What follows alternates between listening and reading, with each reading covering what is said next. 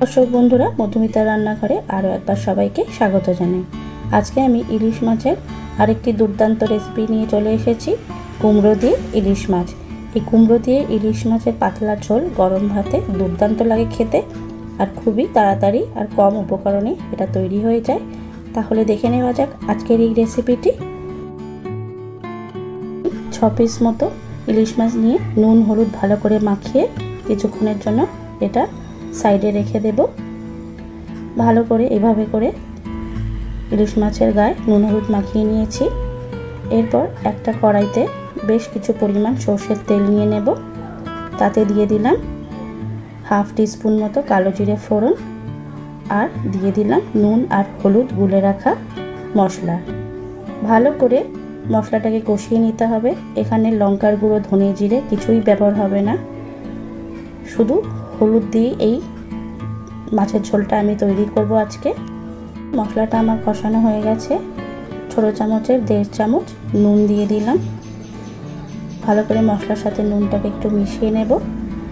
এরপর টুকরো করে কেটে রাখা কুমড়োগুলো দিয়ে দেব।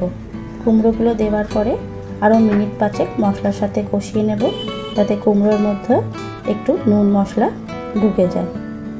এইভাবে করে মিনিট 5 আমি এটাকে কষিয়ে নিলাম। এরপর এর মধ্যে বড় কাপের 1.5 কাপ মতো জল অ্যাড করে দেবো, কারণ এটা আমি একদম পাতলা ঝোল রাখবো ইলিশ মাছের। এইভাবে করে আপনারা বেগুন দিয়েও তৈরি করতে পারেন।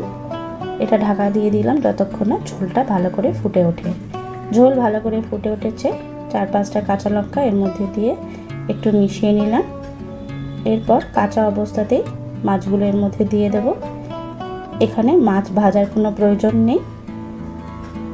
ইলিশ মাছগুলো এইভাবে করে দিয়ে ঝোলের সাথে এগুলো সেদ্ধ হয়ে যাবে। ভালো করে এগুলোকে মিশিয়ে নিলাম। এরপর এটাকে ঢাকা দিয়ে দেব যতক্ষণ না কুমড়ো আর ইলিশ মাছটা ভালো করে সেদ্ধ হয়ে যায়।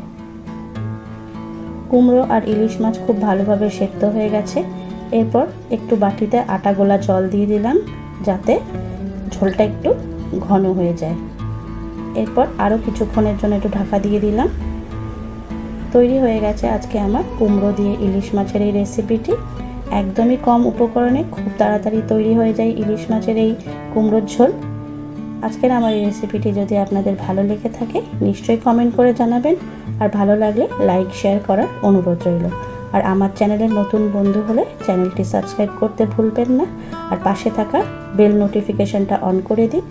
যখনই আমি নতুন কোনো ভিডিও আপলোড করব তার নোটিফিকেশন সবার আগে আপনাদের কাছে পৌঁছে যাবে। ভালো থাকবেন, সুস্থ থাকবেন। দেখা হবে নতুন কোনো রেসিপি নিয়ে। আজকের মতো বিদায় নিচ্ছি। ধন্যবাদ।